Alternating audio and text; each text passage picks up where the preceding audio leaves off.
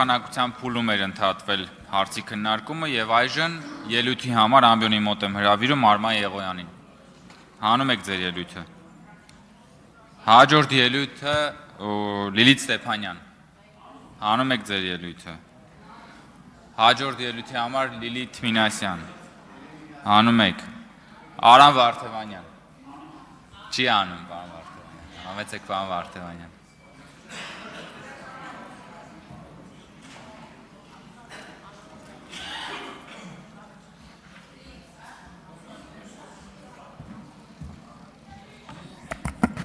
Սիրելի հայրենակիցներ,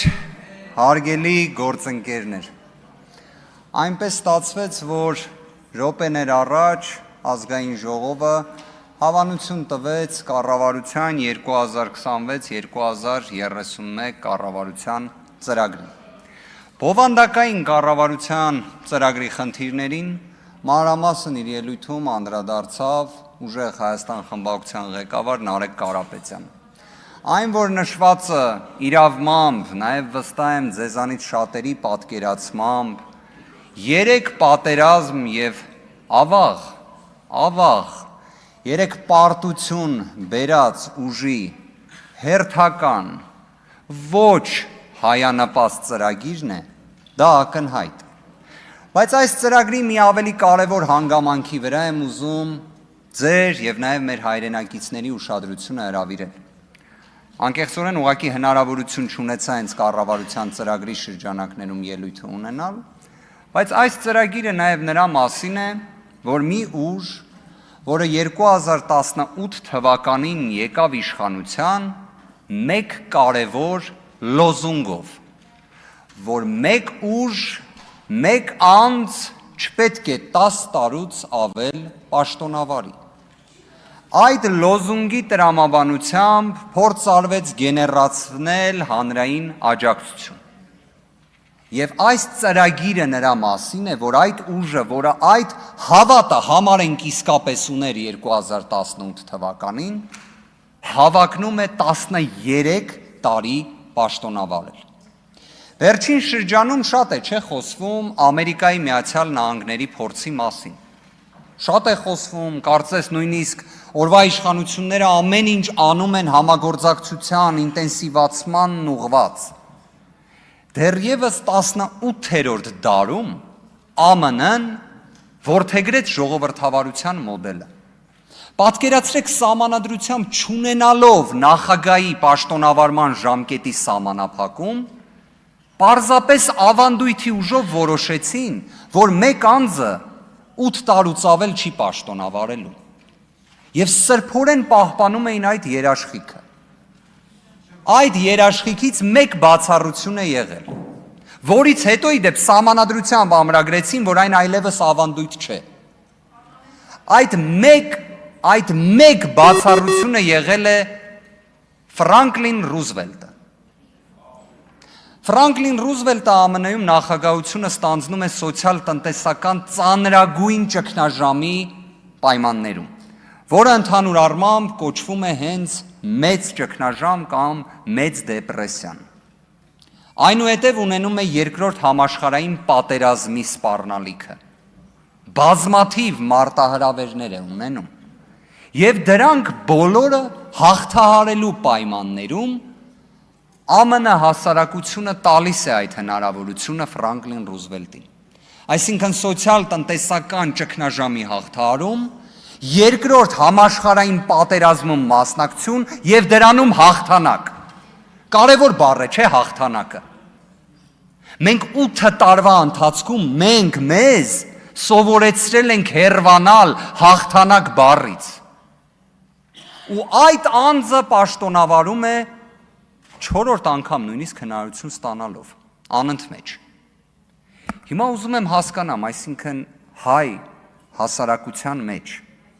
10 տարվա պաշտոնավարման դեմ պայքարի դուրս եկած, իդեպ 10 տարի պաշտոնավարումից ավելը, դուք ձեզանից շատերի դեմքները հենց այդ ժամանակ նաև հրապարակներում է եղել։ Ասում էիք 10 տարուց ավել պաշտոնավարող մեկ անձը, դա ադրբեջանացումն է, դա ալիևությունն է։ ու դուք հիմա բերել եք ծրագիր ու այդ ծրագրին էլ հավանություն եք տալիս, որը նրա մասին է, որ դուք 13 տարի պաշտոնավար եք, բայց եկեք համեմատականը անենք։ Ուրեմն Ֆրանկլին Ռուզվելտի ձեռքբերումներից խոսացինք։ Իսկ ձեր ձեռքբերումները որոնք են։ Հաղթանակները, հենց այդ բառը օգտագործենք։ Հաղթանակը նա է, որ օրինակ 1 տարի առաջ նախաստորագրվել է խաղաղության պայմանագիրը, բայց նախաստորագրումից առաջ չենք գնացել։ Թե հաղթանակն է սահմանազատումը, սահմանագծումը, որը 24 թվականից հետո 1 սանտիմետր առաջ չի գնում։ Հաղթանակը խաղաղության դարաշրջանն է, այն օրինակ նույն շատ լավ եմ էլի հիշում 2021 թվականին կարծես սկսվել էր հայ-թուրքական հարաբերությունների վերականգնման օրակարգը, Ռուբեն Ռուբինյանն էլ բանակցողն էր կամ բանագնացը, այդ սահմանը մինչ օրս չի բացվել։ Հիմա ձեր ձեռքբերումը ո՞րն է։ Ձեռքբերումը, լավ ասեմ ավելին, հաղթանակը։ Գիտեք, հայ հասարակությանը դժվար չէ իշխանության դիրքերից վախեցնել, մոլորեցնել։ Դուք ի վերջո հիշեք, դուք հիշվելու եք պատմության մեջ, որպես Հայաստանի պատմության երևի թե միակ ուժը, որը այդքան ծանր դժբախտություն բերած պատերազմից մի քանի տարի հետո նախընտրական քարոզարշավը անցկացրել է այն լոզունգով, որ եթե մենք չընտրվենք, եթե մենք սահմանադրական մեծամասնություն չունենանք, արյունալի պատերազմա լինելու սեպտեմբեր ամսին։ Սա դուք եք ասել։ Լավ, ուզում եմ հասկանամ, դուք ինչ եք պատկերացրել, երբ հայ մարդուն, Հայաստանի Հանրապետության քաղաքացուն այդ մեսիջը փոխանցում եք, ինքը ինչ պետք է անի։ Պետք է մտածի դուք սուտ եք ասում, պետք է մտածի, որ դուք ճիշտ եք ասում, թե ինչ։ Իդեպ, մեր գործընկերներից շատերը միշտ մասնակի են այդ հատվածը մեջ բերում, մենակետ են ասում։ Բայց դրանից հետո ստորակետ կա է։ Դրանից հետո Նիկոլ Փաշինյանը ասում է, այն ժամանակ չեմ նախազգուշացրել։ Հիմա նախազգուշացնում եմ։ Այսինքն բացում է 44 օրյա պատերազմի վերքը, բորբոքում է վերքը, քվեյա դրա դիմաց ուզում ստանա։ Ու այդ ամեն ինչի պայմաններում դուք 50 գումարած մեկ չեք ստացել։ Ես չեմ զլանա ասել։ Վստահ եմ ձեզանից շատերը իրենց ներսում գիտեն ինչա նշանակում 50+1 ստանալ եւ ինչա 50+1 չստանալ։ Դրա հետևանքները դուք շատ լավ գիտեք։ Հայ հասարակությունն էլ գիտի, բոլորը գիտեն։ Դուք էլ շատ լավ գիտեք։ Ոչինչ։ Շարունակությունն է, իհարկե, հենց մենք իմանալով ենք ձեզ ասում։ Բայց մի հատ հանգամանք է։ Արգելի գործընկերներ, խնդրում եմ չարձագանքել տեղից։ Մի հանգամանք եմ ուզում անպայման նշել, այն որ երեք մենք ստացվում է նաև լսեցինք հերիք չի հայոց ցեղասպանության, մեղավորության նույնիսկ ինչ որ ուղենիշներ փոխվում էին, փոխանցվում էին հայ հասարակությանը։ Ես ձեզանից որևէ մեկից նույնիսկ ուշադիր նայում էի բոլորի դեմքերին։ Ես նույնիսկ միմիկայի փոփոխություն չտեսա,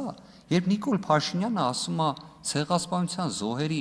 մասունքները վերցնում էին, օտարերկրյա դերակատարները տալիս էին իրար գլխներին։ Լավ տենց բառամթերքի է դուք համերաշխ եք։ Այսինքն մասունքները վերցնում են տալիս են իրար գլխներին։ Դրա հետ համերաշխ եք։ Հարգելի գործընկերներ, լռություն։ Իդեպ,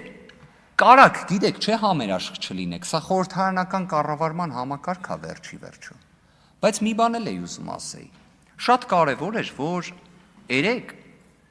չնայած մեր տարածքային ամբողջականության, չնայած մեր ինքնության, չնայած անկախության հռչակագրի դեմ կատաղի պայքարը ենթադրող ելույթներին եւ ծրագրային դրույթներին, որոնք վստահ եմ կանխվելու են, մի կարևոր արձանագրում եղավ։ Ես նույնիսկ տեսա, որ գրեթե մենք ունեցանք կոնսենսուս -1։ Դա ֆեյքերի դեմ պայքարներ։ Փաստորեն, այստեղ Նիկոլ Փաշինյանը ազդարարեց, որ պետք է իրապես Ֆեյքերի դեմ պայքարել, ֆեյք տեղեկատվություն տարածողների, ֆեյք էջերի, բայց մի բան էլ ֆիքս են։ Այդտեղ կոնսենսուս մինուս 1-ը տեսա,